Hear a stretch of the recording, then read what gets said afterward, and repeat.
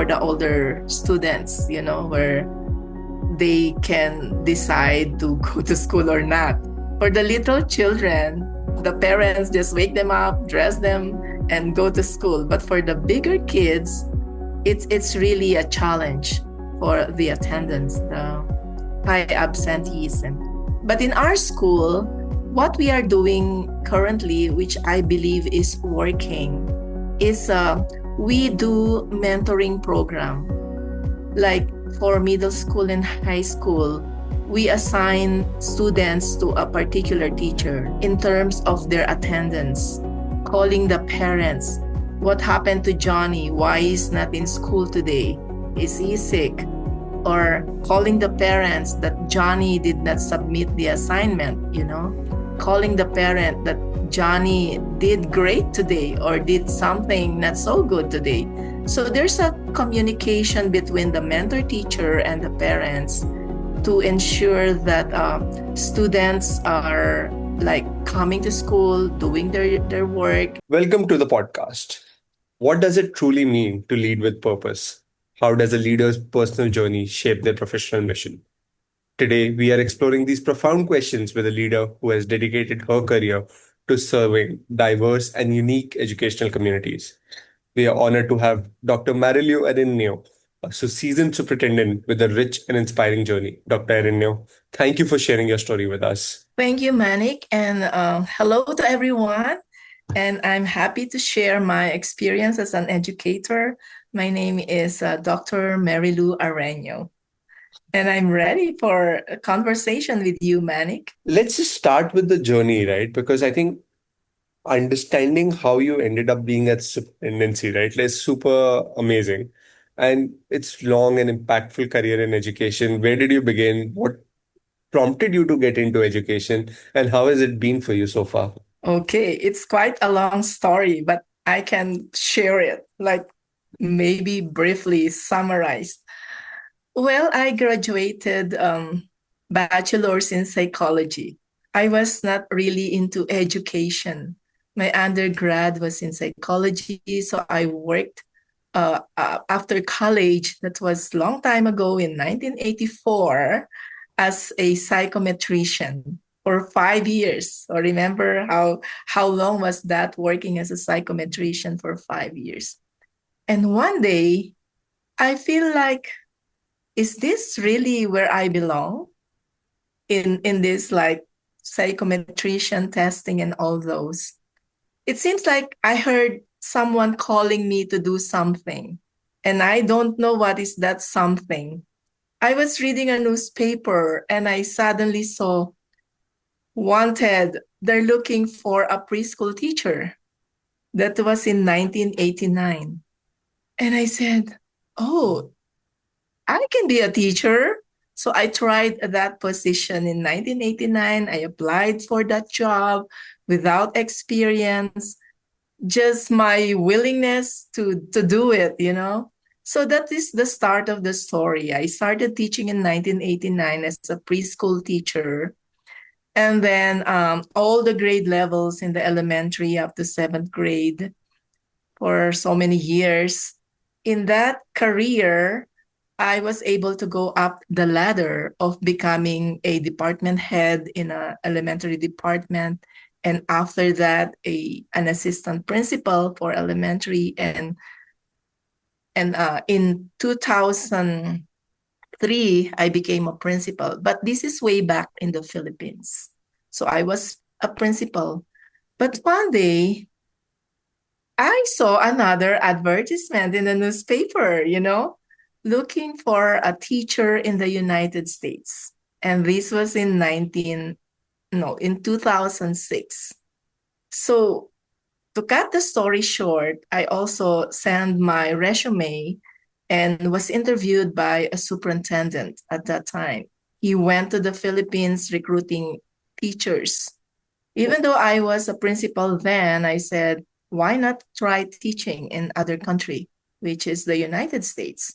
So I was hired as a special education teacher that time in 2006 here in Arizona. It's in the White Mountain Apache Reservation. So I started as a teacher in the elementary for special ed. And then I moved to the same reservation, but a different school, and became a high school SPED teacher also. And then from there, at that time, since they saw my background in leadership, principal before, they offered me a position of a special education director. So from 2011 until 2017, I was the special education director. And then when the superintendent position was vacated, I also tried applying for that. This is in the same school. So from 2017 up to present, I am doing the job of the school superintendent. So it's like if you see my story, just for trying what is calling you, and I found that that is really where I belong in the field of education. So up to now, after 39 years, I'm still in the field of education and as a school superintendent leading a school. It's amazing to hear your journey, specifically from starting in psychology. I think it's a lovely field to being a principal in Philippines and then moving to United States and starting all over again. It must be so diverse to understand different cultures, different ways that it works, even the community, right? Because you're based out of Arizona and like those mountains are also different than everything else in the United States. So how has it shaped your leadership and how is this also special ed? Because coming from a kindergarten to upper school and principal and special ed included, because and IEPs, everything else. So how's the philosophy changed? What is it that you take core of? What's something which you have taken across through different journey? Yes. I think it is helpful on my journey to start from the bottom, like being a preschool teacher. And then I taught at almost every grade level. I taught almost every grade level and seeing every kind of teachers in the classroom, not just in the regular classroom, but in special education as well. And with that, I can say that with all my experiences, I learned that this field of education is something like you have to give yourself. It's not all about you. It is all about the children that you are serving. And if you are a school leader, it is all about the people that you empower to become better teachers as well. So I think all of those experiences brought me to where I am right now, with diverse experience, working with different population as well, not just students, but teachers. Like here in my current school district, we have teachers from different nationalities. We have like American teachers, we have teachers from Asia, from Africa, from the Middle East. So that itself, it's a gift to work in a community with diverse experience and diverse culture. So I am so proud to lead that particular setup or population, not just with students, but also with our staff. So one of the different things that happens, right? Specifically now that you mentioned that there are teachers from Africa, teachers from Asia, teachers from all over, even Americans. How do you build one culture? What is it that how do you make sure that everyone comes together and works the best? Like, what's the culture that you've kind of built in your district? We have a practice here where we celebrate Culture Day in our school. We started celebrating Culture Day because we are composed of diverse culture, like the Native American, the Asian culture, the African, the Middle East, and the US in particular. So when we do culture day, or it's not just for one day, like we learn the culture of each and every staff, and we learn to respect who they are, like their way of life, the way they dress, the food. We share food, we try their food, and the bottom line is we all work together for the common goal, which is to teach the students. And we are all guided by the school policy. So even though we came from different culture, different countries, we have common goal, common mission, and we follow the same procedure, the same policy that bring us together in unity. 100%. I'm guessing working with children itself creates that. And I think children themselves can relate to everyone. So it makes a lot of difference. Culture Day is amazing. But when you look at from a school community perspective, right? Like how do parents look at it? Is there a was there ever an objection to this bringing in teachers from outside the country? Because I know at least in some part of the country, in some part of the US, there are going to be there are going to be districts who can't do this, right? Like I wish they could, but there's going to be a lot of backlash from the community. So was there any backlash that happened? Did you have to navigate that too? I believe there is, and there was at the beginning. Um, as I told you that I arrived here in the US in 2006, and Yeah. that was the time when they were implementing the No Child Left Behind. And at the time also there was shortage of teachers here in the United States.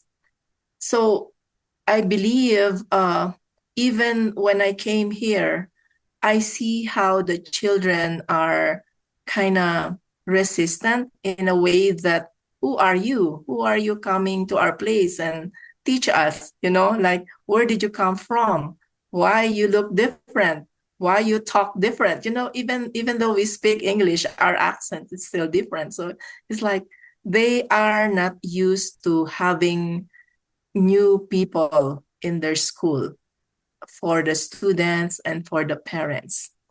But with sincerity as a teacher, you just do your job, teach them, show them that you are there for the kids.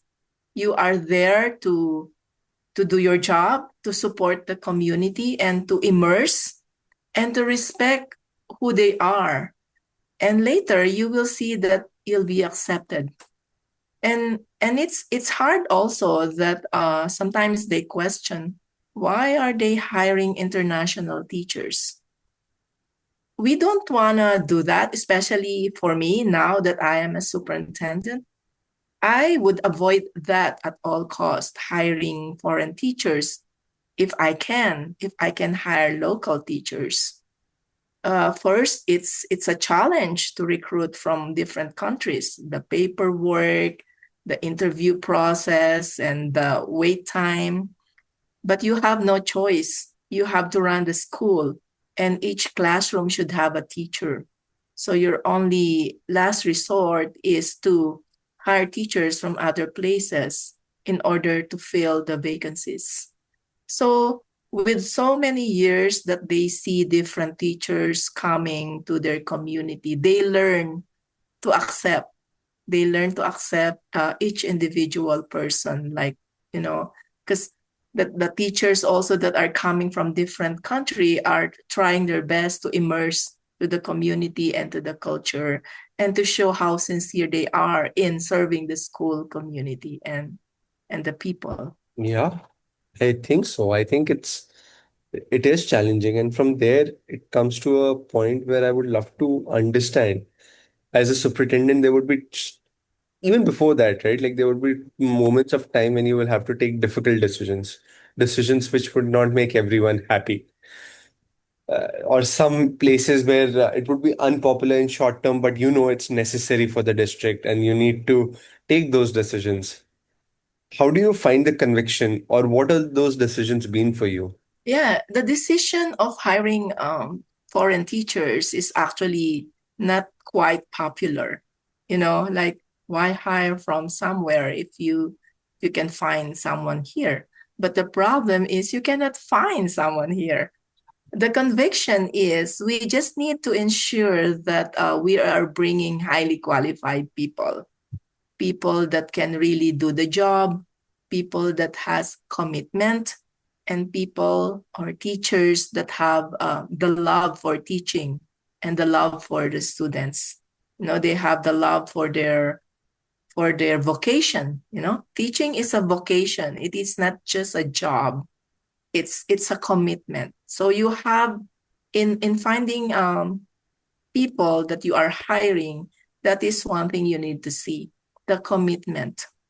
Especially in our community, we are located in a quite remote community where um, no big department stores, not a lot of entertainment and all that. So you have to see if those teachers are willing to live in those particular environments as well. They have to understand what they are signing for, what they are committing for. Has it happened that some teacher has come in and left very quick, or is not settled in because it's remote and they did not anticipate it beforehand? Um, I do not remember that happened. So as because when we do interview people, we are very transparent. We tell them this is our community, this is what you expect, and we tell them, okay, you Google it, find it, learn the community, learn what the culture is, how it looks like. You see some photos. We tell them right away. We are very transparent so that when they come here, they don't experience that like culture shock or something like, oh, something like that. This is not what I expected, because we tell them right away. I can imagine.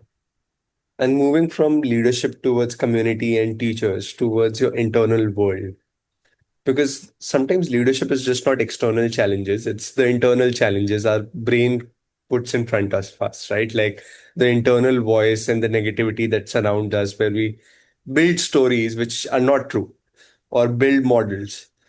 So when you look at all of those things, when you look at an internal monologue, what are the major things? How do you look at it from a perspective of mental model? Which mental model do you use? How do you process that professional frustration without letting it to personal burnout, without it affecting your personal life? Do you have a model for that too? Yes. And we are just human, we are affected by those external factors that affect our conviction sometimes. But I always think that I do it for the kids, you know? It's for the children. The mission is for the children. So whatever it takes, people cannot agree on one thing. Even the community, even teachers, even the administrators.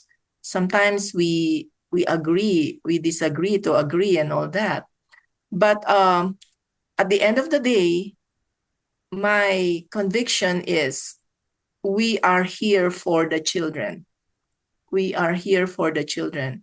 And if you focus yourself on serving the children in your school district, I don't think you will go wrong if you focus on what is good for the children.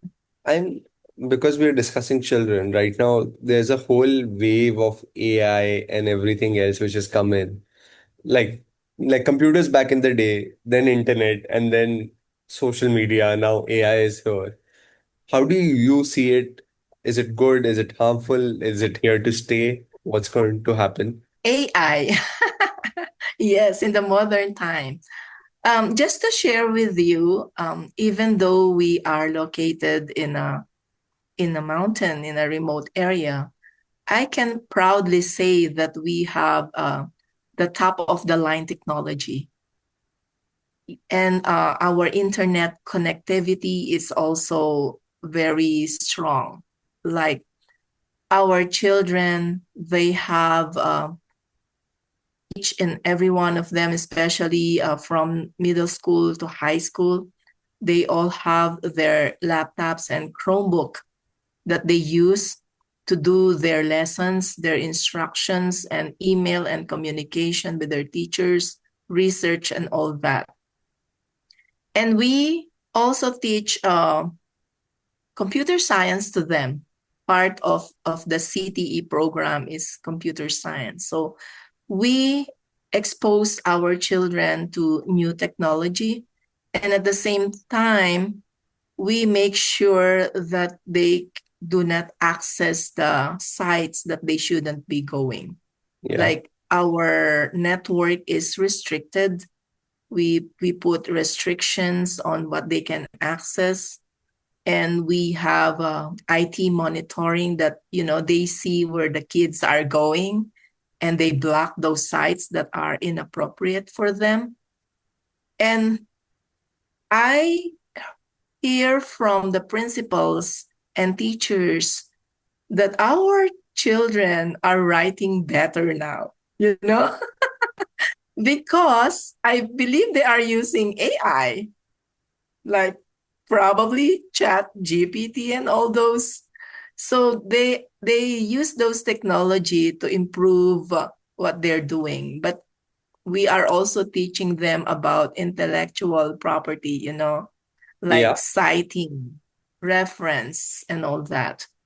And at the same time, they know how to use those technologies. And it's helping them, and it's helping our school as well. Even our system, like we have emergency system embedded in our cell phone that when we push the button, we are when we push the button, we can say the emergency like that, and everybody gets the message. Have you done anything for the teachers too? Are the teachers using AI also? Any of the tools which you know of? I believe they're also using AI for and it's funny, like even lesson plan, AI can help you create lesson plan.